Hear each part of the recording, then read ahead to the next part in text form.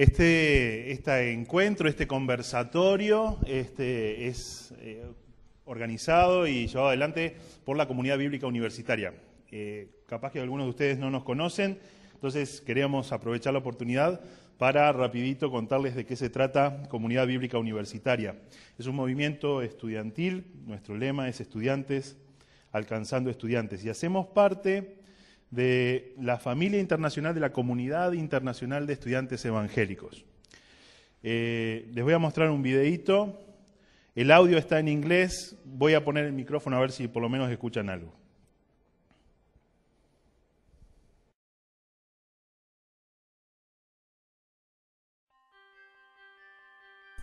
So, university. Big, dark, scary place? That's better. And being a Christian? Tough, right? Especially when you feel like you're on your own. So, what is IFES? As a new Christian, Mark wanted to be grounded in his faith and to see how God speaks in the Bible.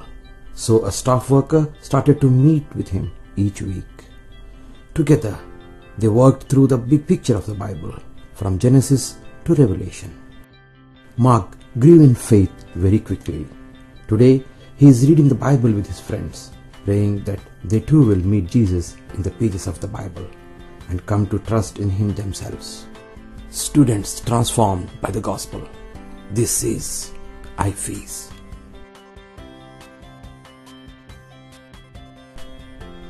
In Peru, the students wanted to share their faith with the faculty, and they asked how they could serve. The toilets hadn't been cleaned for so long that cleaning them took 48 hours. The dean saw how committed the students were to serving the university. On the second day, he told the lecturers to join the students as they cleaned. Through this practical act of love, the students had opportunity to speak to the faculty and other students about their faith.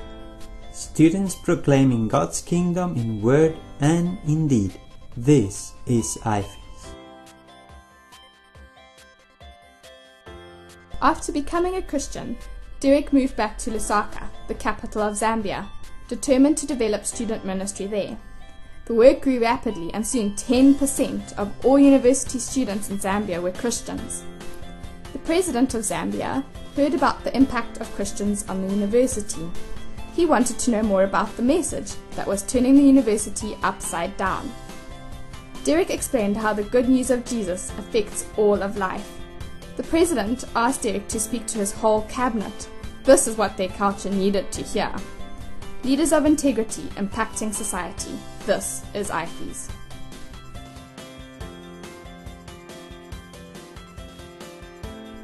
What happens when hardly anyone in your campus is a Christian?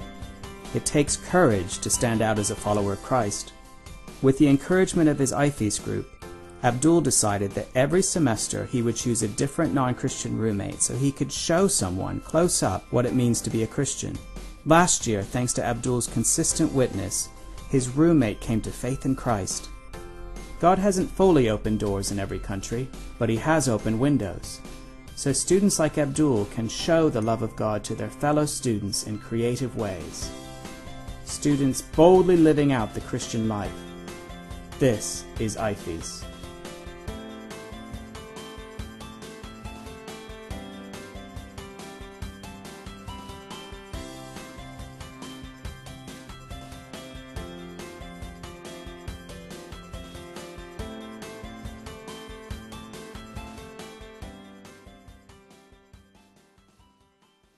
La Comunidad Bíblica Universitaria es la expresión local de esta familia que somos la IFES o CIEP por sus siglas en español.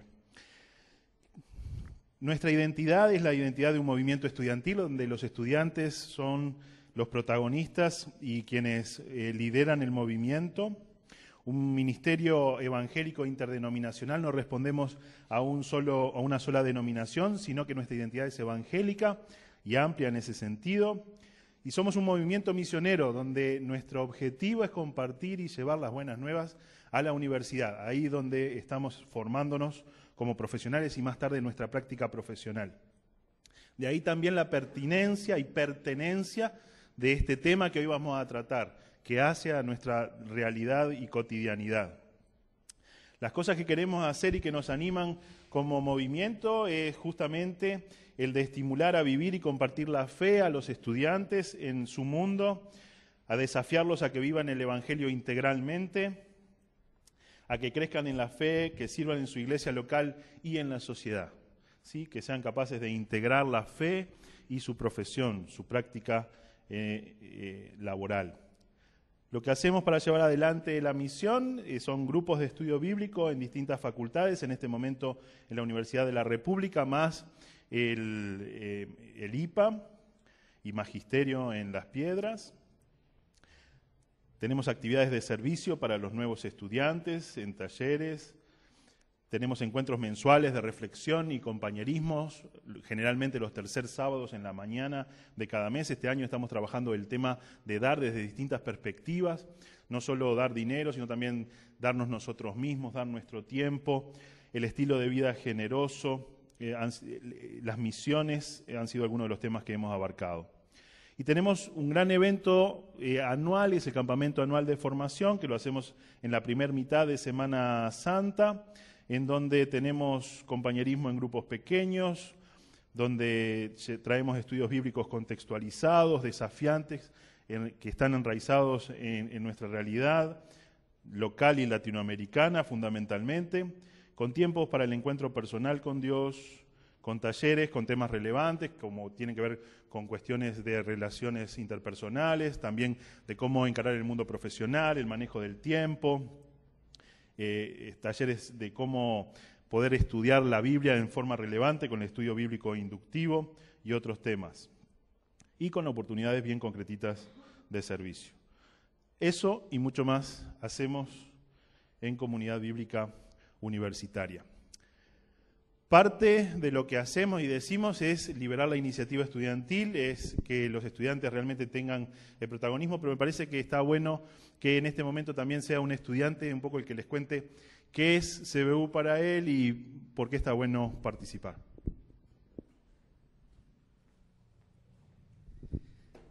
Bueno, mi nombre es Pablo Soca, soy estudiante de Ingeniería en la Facultad de la República. Bueno, para mí ha sido muy importante tomar identidad de mi fe cristiana en la universidad. Mismo también como estudiante. Además, yo me recuerdo cuando estaba en el liceo y en sexto preguntaban, bueno, ¿quién va a ir a la universidad? Y yo quizás con vergüenza levantaba la mano y otra que sabía que también iba a ir no levantaba.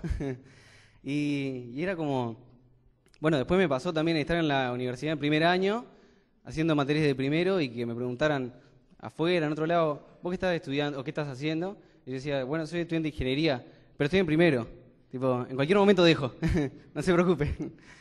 Y en sí fue muy bueno haber después encontrado el grupo que se reunía en la Facultad de Ingeniería, porque daba espacios de intercambio que quizás en otro lugar no se pueda dar, mismo en la facultad. El hecho de intercambios generacionales, porque por ejemplo ahí estaba un amigo que estaba ahora terminando, y poder tener ese intercambio, yo que estoy empezando, y alguien que está terminando, es muy rico, porque él me contaba también cómo le vio del principio, en dónde tuvo capaz también algún valle, algún declive, después cuando retomó, eso fue interesante, eso también fue bueno. Y bueno, una manera de pensar que yo tenía que no es buena, yo separaba las cosas de Dios con lo secular, podríamos decir, ¿no? Y esa separación en sí no existe. Hablando mal y pronto, también me ayudó a meter a Dios en la facultad y más en mi vida personal, lo cotidiano, y bueno, es que también eso se focaliza en este movimiento, la persona integralmente. Todos servimos a Dios a tiempo completo, no podemos dejar a Dios afuera cuando estamos entrando. Y facilita también el hecho de poder compartir eso, porque estás ahí en la facultad y no tenés que invitar a la iglesia o invitar a algún lado, sino que le decís para tomar mate, para comer unos bizcochos y compartir un tiempo donde también podemos reflexionar. O sea, da esa oportunidad, ese espacio de reflexión en la facultad. Y eso está bueno, esa cotidianidad que siempre tenemos que tener más impregnada nosotros. Básicamente eso. ¿sí? Queremos tener un tiempo de oración ahora, ¿sí? Porque parte de los objetivos que tenemos para este tiempo, para este conversatorio, pasan, por un lado, tener información relevante para la decisión que tenemos que tomar con miras al plebiscito que vamos a tener junto con las elecciones nacionales. Pero también parte de los objetivos que tenemos para esta noche es ver cómo articulan dos hermanos nuestros que están metidos en el tema del espacio público, ¿sí? Desde la política, desde el mundo de las ONGs, cómo articulan su fe y la visión que tienen, la postura que tienen sobre este tema. Pero más allá de esto, también esperamos que este espacio sea un espacio donde podamos aprender y vivenciar todos juntos cómo con respeto, dentro del pueblo de Dios, podemos dialogar, opinar y aprender aún de miradas muy diversas, ¿sí? Entonces, buscamos a Dios para que Dios nos ayude en eso, para que Dios no solo genere la idea, sino que nos acompañe en el proceso. Entonces, por eso vamos a orar. Entonces, le voy a pedir a Sofía, si ella puede pasar hasta acá y orar. Guiarnos al Señor en oración. Muchísimas gracias, Señor, por este tiempo que sabemos que vos sos el que nos da. Gracias porque acomodaste ahí nuestras agendas para que podamos estar acá, Señor. Y porque sabemos que sos un Dios soberano, Padre, un Dios que se involucra con cada aspecto de la sociedad, del individuo, Señor. Y por eso es que nosotros esta noche queremos charlar desde nuestra fe acerca de este tema, Padre, tema del que todo el mundo está hablando en este momento, Señor. Y te pedimos que bendigas este tiempo, Señor, que por sobre todo podamos plantear nuestra opinión, nuestra perspectiva, con respeto, respetando la idea del otro, Señor, y que sea un tiempo edificante, Señor, que sea agradable a ti, un tiempo en el que tus hijos estén charlando sobre temas en los que tú te involucras y en los que entendemos que nosotros como cristianos también tenemos que estar involucrados, Señor. Dejamos en tus manos este tiempo, en tu nombre, Jesús. Amén. Gracias, Sofía. Les cuento, vamos a trabajar juntos en este tiempo de este conversatorio. ¿Por qué conversatorio? Porque no es un debate, ¿no? En un debate uno diría, bueno, podríamos plantar una tesis, una antítesis y tratar de llegar a una síntesis o convencer al otro. Esta no es la idea de hoy. La idea de hoy es conversar sobre el tema, por eso de ahí el nombre, conversatorio. La modalidad que vamos a tener vamos a ver una exposición de 20 minutos, primero de Gerardo, luego de Fernando, se van a acompañar con una presentación en PowerPoint, luego van a tener 5 minutos cada uno de ellos para hacer algún comentario más que crean pertinente y después vamos a abrir el diálogo. Nos gustaría abrir el diálogo de forma ordenada, entonces, si en la medida que van avanzando las exposiciones te surge una pregunta o un comentario, tené un papelito ahí a mano, ¿sí? Y anotalo. Y después de la segunda intervención de ellos vamos a recoger esos papelitos y así entonces vamos a dar paso a las preguntas. ¿Sí? ¿Se entiende? Estamos muy, muy contentos y agradecidos de que tanto Gerardo como Fernando se hayan hecho tiempo para acompañarnos, no solo el tiempo para estar hoy acá, sino a asumir el desafío de preparar un material específico para el encuentro. Gerardo Amarilla es doctor en Derecho, especializado en temas de medio ambiente, es diputado de la Nación, sí, representante nacional por Rivera en este periodo, ¿sí? Miembro del Partido Nacional. Y él entonces va a ser quien abra este tiempo. Le damos un aplauso para darle la bienvenida y agradecerle.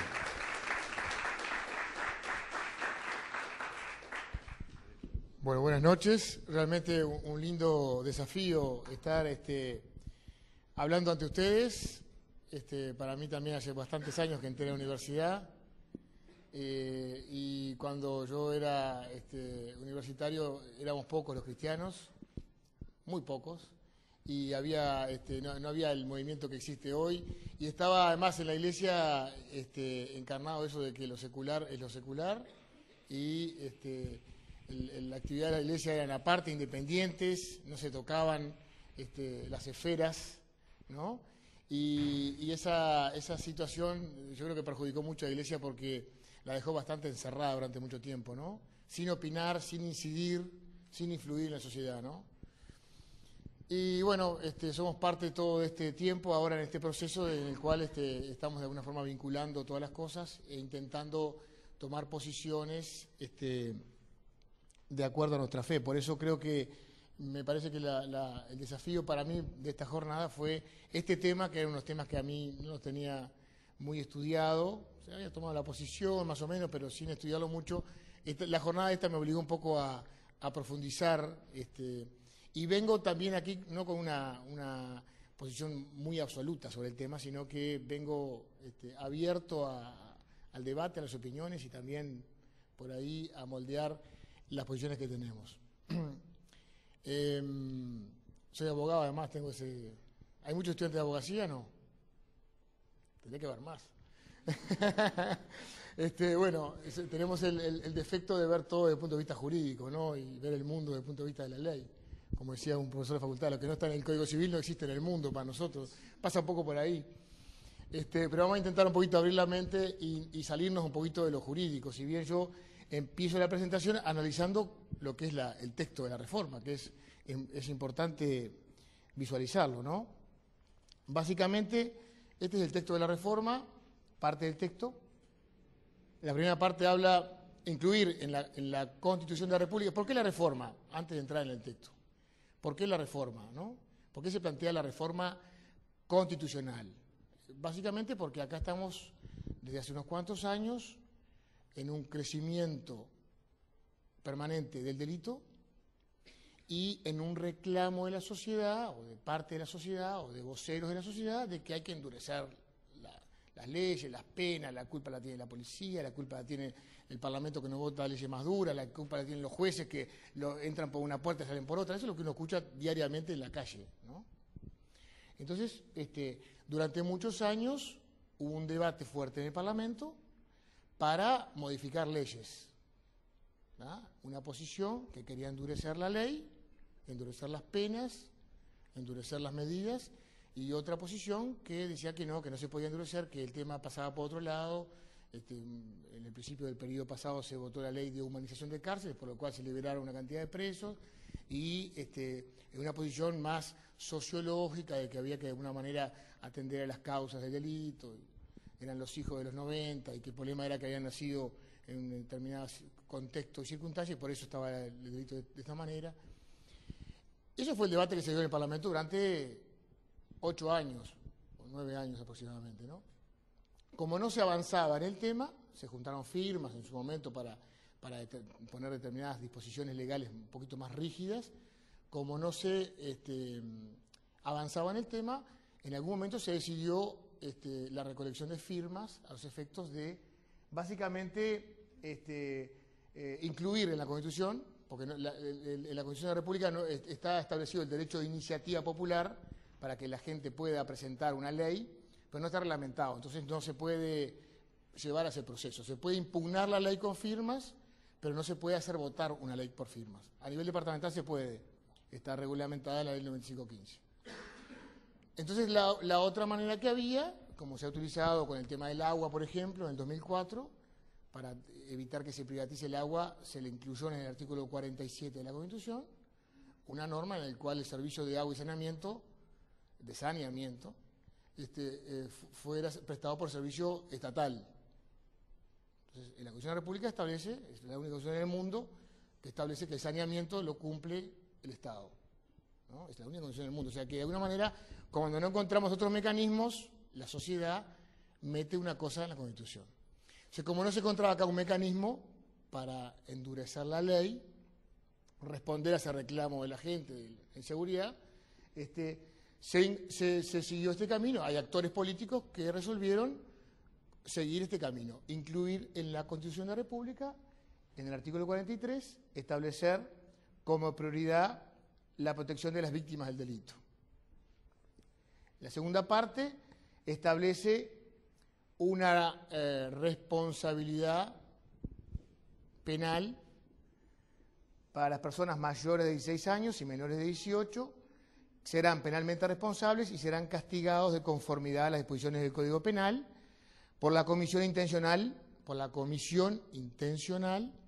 de los delitos de homicidio, homicidio especialmente agravado, homicidio muy especialmente agravado, lesiones graves, lesiones gravísimas, rapiña, rapiña con privación de libertad, que es el copamiento, extorsión, secuestro y violación, así como por los demás delitos que en el futuro indique la ley. O sea que de alguna manera lo que establece es que los mayores de 16 años, pero menores de 18, van a ser de alguna manera penalmente responsables cuando cometieren intencionalmente, no por error, no por culpa, no por otras cuestiones que son, sino intencionalmente, este tipo de delitos. ¿Tá? La tercera parte tiene que ver con una atenuación de la responsabilidad, que de alguna manera hay dos criterios para decir que somos responsables. Uno es el criterio cronológico, bueno, cumplió 18 años y es responsable, y punto. ¿Tá? Y otro es un criterio donde el juez, de alguna manera, en algunos países del mundo existe, puede, atendiendo a la madurez de la persona, ¿tá? Ante un criterio más, podríamos decir, psicológico, no sé si está bien el término utilizado, podría establecer la responsabilidad y la madurez, más que cronológica, la madurez de la persona en su desarrollo, digamos, ¿no? Mental, ¿no? Entonces, de alguna manera, ahí hay un atenuante al criterio cronológico que a los que tienen más de 16 y menos de 18, el juez que atiende la causa puede de alguna manera atenuar o incluso eximir la responsabilidad cuando considere que ese joven de 17 no tenía una madurez suficiente como para entender lo que estaba haciendo con un arma en la mano, o violando a una chiquilina, o copando una casa, ¿no? Ese es el segundo ítem. El tercero tiene que ver con los antecedentes de los adolescentes. Es un tema también muy, muy discutido en el Parlamento, muy discutido. El artículo 222 del Código del Niño y la Adolescencia estableció en su momento que todos los antecedentes de los menores infractores, violación, homicidio, todos los antecedentes, al cumplir 18 años o al cumplir la medida que se establece por ley, se borran automáticamente. No existen más. Por eso cuando uno quiere averiguar cuál es el índice de reincidencia de los menores, no lo puede descubrir, porque no existe un registro de los antecedentes penales de los menores. Y después el cuarto párrafo allí habla de que la comisión de delitos, valiéndose de la participación de niños y adolescentes, será especialmente castigada, ¿no? Esto es para lo que pasa muy habitualmente cuando los mayores, esto en realidad es un párrafo que está destinado a la ley penal respecto a los mayores de 18 años que utilizan menores para cometer delitos. Luego hay una disposición transitoria que se establece en la Constitución, al final de la misma, y que lo que establece esta disposición es que el Estado asegurará la existencia de un servicio descentralizado dedicado exclusivamente a la internación y rehabilitación de delincuentes menores de 18, debiendo dotar a lo mismo de los recursos y todo lo demás. Ustedes pueden decir, bueno, pero actualmente existe un servicio dedicado a esto, que es el CIRPA, no sé si lo han escuchado, el famoso CIRPA.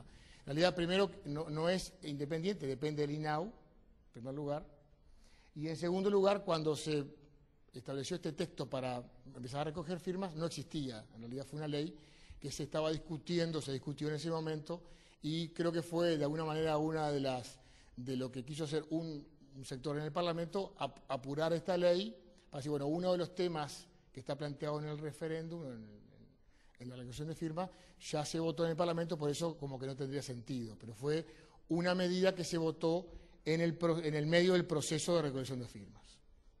Eso básicamente es las 4 claves de la reforma, resumidas, son rebajar en forma relativa la edad de imputabilidad penal, relativa porque el juez puede evaluar el grado de madurez de ese joven.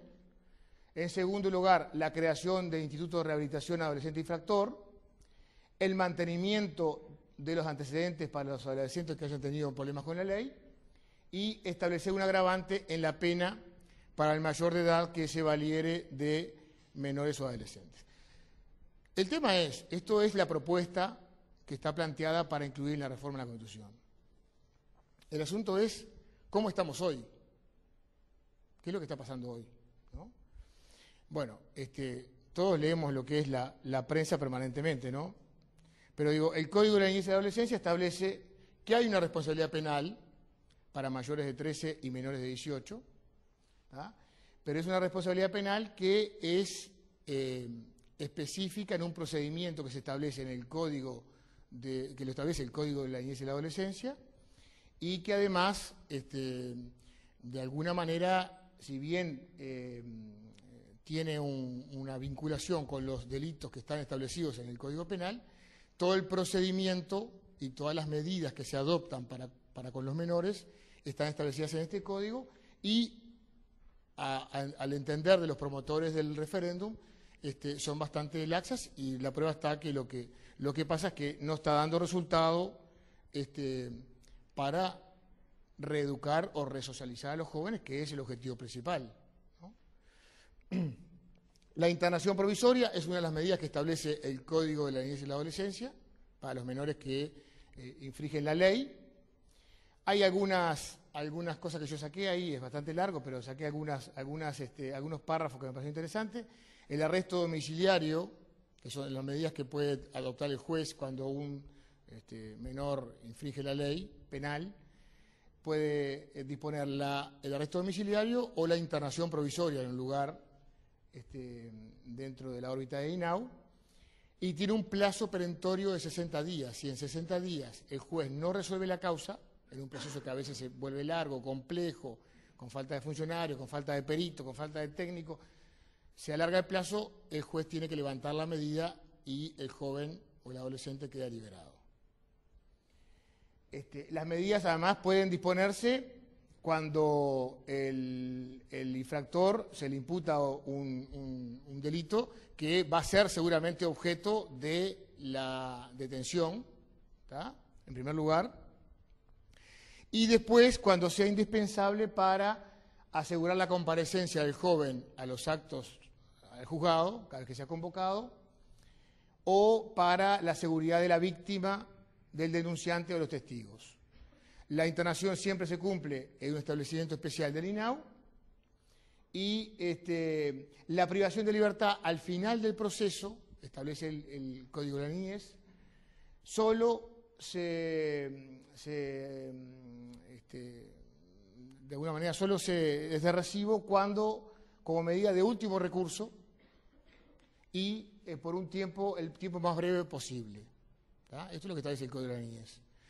Bueno, lo que está pasando en la sociedad hoy, esto es lo del artículo 222 infine, que establece que los antecedentes, inmediatamente que cumplan 18 años o después que cumplan la medida, la pena, se borran y nunca más existieron. ¿Ah? ¿Qué es lo que está pasando hoy? El tema de los menores infractores, yo no quise traer muchas cifras porque me parecía que era un poco aburrido, ¿no? Pero básicamente todos los días vemos titulares como este en el diario, ¿no? 3 menores implicados en la violación colectiva de una joven, bandas de menores como nuevas tribus urbanas, ¿no? Que asolan las ciudades. Asesinatos a quinceañeras. El otro día tuvimos el tema del asesinato en Suárez, fue, ¿no? Aquí cerca, en Canelones, creo que fue, ¿no? Según Bonomi, el ministro del Interior, hay bandas como las famosas Tatitos en otros barrios. El propio ministro establece que solamente el 5% de los delincuentes son menores inimputables entre 16 y 18 años. Es decir, que de alguna manera no se percibiría, digamos, cuál es el objetivo de hacer una reforma constitucional cuando en realidad estamos solamente hablando de un 5% de los delincuentes. Bueno, pero hay datos también del propio ministerio que establece que estos 5% comete realmente el 46% de las rapiñas. Que la rapiña, para los que no son abogados, es básicamente el hurto con violencia, ¿tá?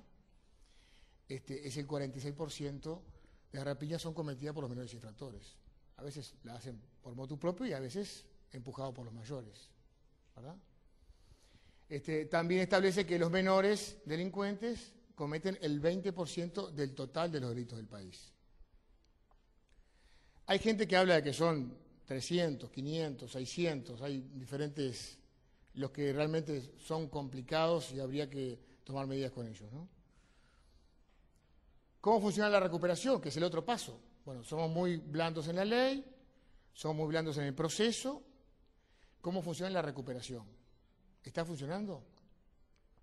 Ahí cuando teníamos que ser blandos realmente, golpiza en el CIRPA, hay un informe de Naciones Unidas sobre las golpizas que se han dado a los chicos en el servicio de recuperación.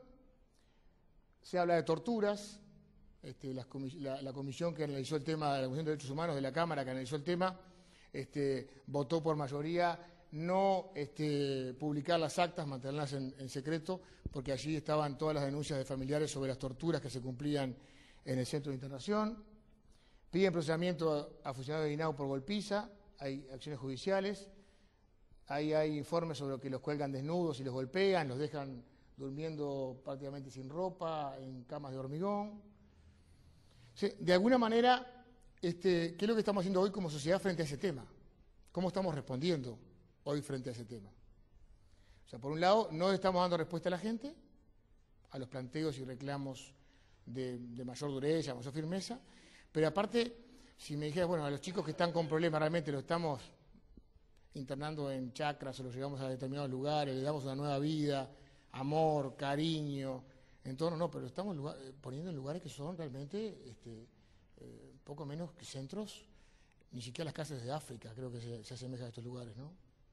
Son realmente para vergüenza de una sociedad que se cree culta y madura, ¿no?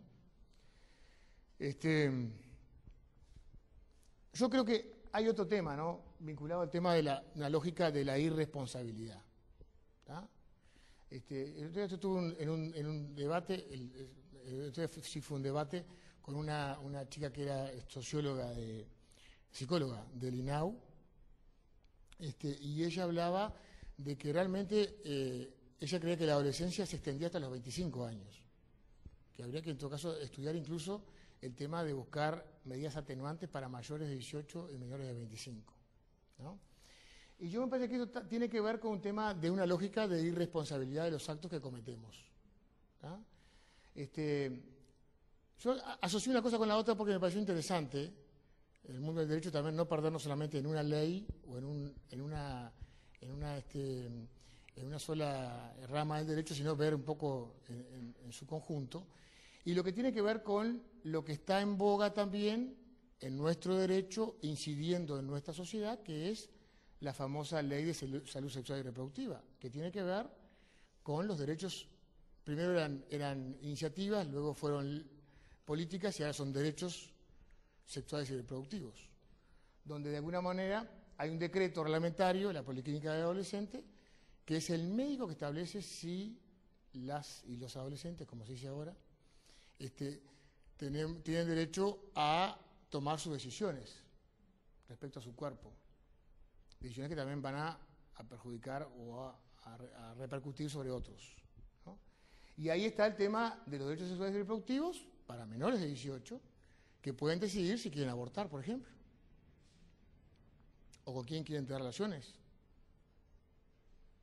¿no? Y obviamente un tema a mí me impactó mucho toda esta discusión hace un par de años, el tema de amar sin límites, ¿no? Y el tema de no hacernos responsables de nuestros hechos, ¿no? De nuestras conductas.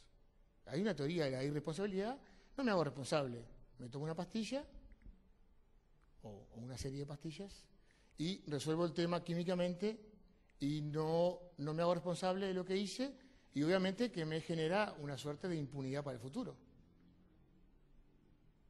¿no? Entonces, bueno, si somos irresponsables o somos responsables para tomar esas decisiones tan importantes y no hacernos responsables de las consecuencias, cuanto más en el tema penal. Otro tema que a mí me llamó la atención en esto, y ustedes me podrán decir que tendrá que ver una cosa con la otra, pero yo que sé, uno asocia y vincula. Entré en la página hace días ya de la comisión, no a la baja, ¿quiénes la integran? Es importante saber con quién está asociado uno en determinados proyectos, ¿no? Y aquí hay dos organizaciones que para mí tienen una singular importancia, que una es Ovejas Negras, una organización muy importante que tiene tal vez pocos socios o pocos integrantes, no sé si son 200 o 300 personas, pero que han tenido una incidencia brutal en este gobierno. Han redactado de puño y letra leyes que se han aprobado en este gobierno. Y está MISU, que es una organización bastante más chica, pero con mucha financiación del exterior, del Programa de Naciones Unidas para la Población y el Desarrollo, que recibe mucho dinero del exterior y que ha sido la porta estandarte de todo lo que es la ley de matrimonio igualitario, se denomina matrimonio igualitario, yo le digo la ley de matrimonio homosexual y desnaturalización de la familia, y la otra, la que ha promovido la ley denominada de interrupción voluntaria del embarazo, que para mí es la ley de legalización del aborto. ¿Ah? ¿Están estrechamente vinculadas a este tema?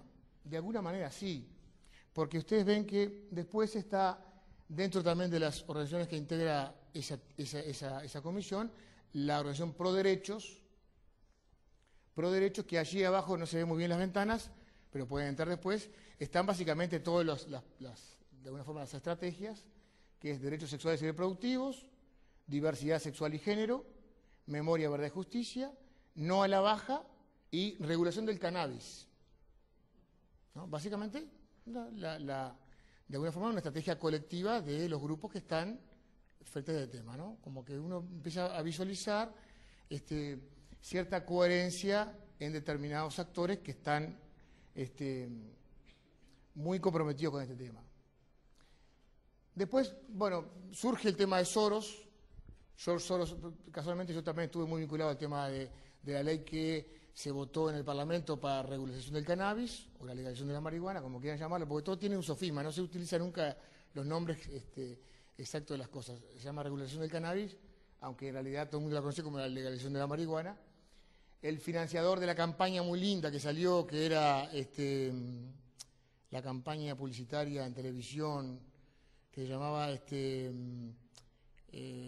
la ley Comisión por la Regularización, así, una propaganda muy interesante que fue presentada en el Sindicato Médico.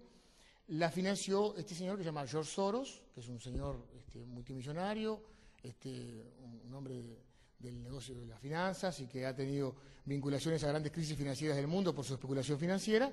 Es el que financió en Uruguay la campaña de regularización de marihuana. Casualmente, también financió o aportó dinero para la campaña de No a la Baja. Una cosa que a mí, sin buscar cucos a través de las cortinas, uno llama la atención este tipo de coincidencias, digamos, ¿no? Yo estoy liquidando.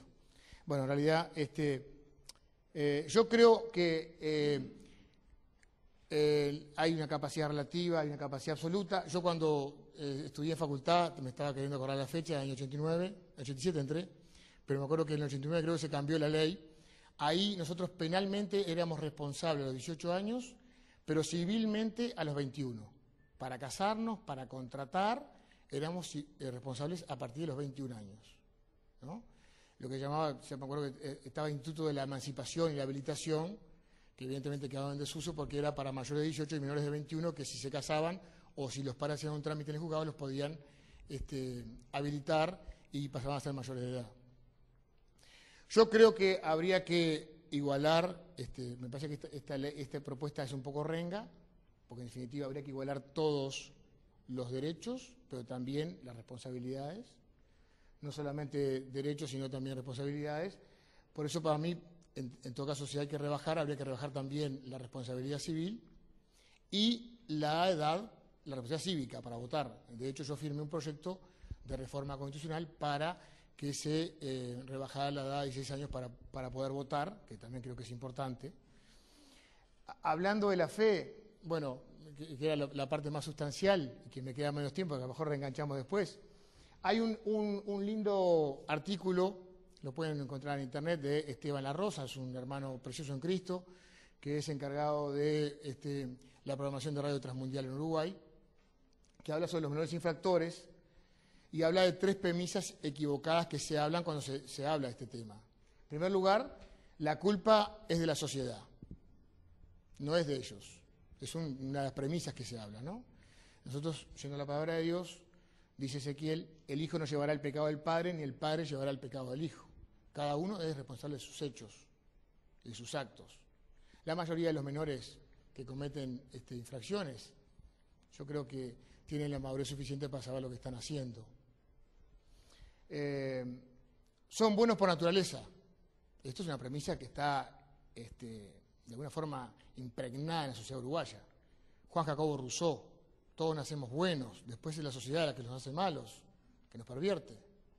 Somos cristianos, no sé, creo que la mayoría, o todos espero, somos cristianos y sabemos que la semilla del mal está en la naturaleza del ser humano. En todo caso, después, el escenario, el medio ambiente, la puede potenciar, o el amor de Cristo y la gracia la puede reducir, minimizar esa maldad, ¿verdad? Pero no somos buenos por naturaleza, porque cuando todos pecaron y no hay justo ni algún uno. El entorno familiar con buena educación y acceso a bienes hace la diferencia. El otro día discutí con esta psicóloga de INAU justamente sobre el tema este. Ella decía que todos son pobres, los niños infractores son todos pobres. Yo creo que acá Jesús se dedicó gran parte de su vida a denunciar a los poderosos de la época, que tenían educación, que tenían recursos, que tenían dinero, y que eran sepulcros blanqueados. Y si tenemos esa visión de que es la pobreza la que los hace delincuentes y la riqueza en todo caso los hace honestos a los otros, bueno, hay 80.000, 100.000 niños viviendo en asentamientos irregulares. Tendría que haber muchos más menores infractores de los que hay. Y hay muchos chicos de Pocitos o de barrios, para no nombrar a nadie, acomodados de la ciudad, que tienen conductas bastante cuestionables. El artículo lo pueden ver ahí en radiotransmundial.org, está muy interesante. Yo creo que el desafío de nuestra fe básicamente es anteponer la responsabilidad frente a la impunidad. Se habla, creo que hay una premisa también bastante engañosa de ser joven no es delito y ser adulto tampoco es delito. Tenemos que derogar todas las leyes penales. No, claro que no. Pero los principales víctimas del delito de los adolescentes y jóvenes son los propios adolescentes y jóvenes, que conviven con los que no se portan bien. Y los principales víctimas en realidad son ellos mismos, que después terminan en un embudo que los mete el Estado, donde no logran salir nunca, de alguna manera. Porque lo que estamos hoy tratando para rehabilitarlos no es recuperación. Por eso la recuperación y la resocialización, que yo la idearía de otra manera. Yo creo que habría que llevar 2 o 3 chicos de estos y meterlos en una ONG, meterlos en un cuartel, meterlos en determinados lugares donde sean permeados por el resto y no concentrarlos a los 500 y 600 en un lugar donde de alguna forma se dan más manijas y se multiplica la bronca. Recuperación y resolución frente a la condena al resentimiento y a la estigmatización que estamos haciendo hoy con esos chicos. Y por supuesto que la misericordia y la compasión para ellos, para tratar de rescatarlos frente a la segregación y al aislamiento en la que se ven, creo que, condenados como estamos tratando hoy. Fundamentalmente era sobre eso como un aporte y muchas gracias.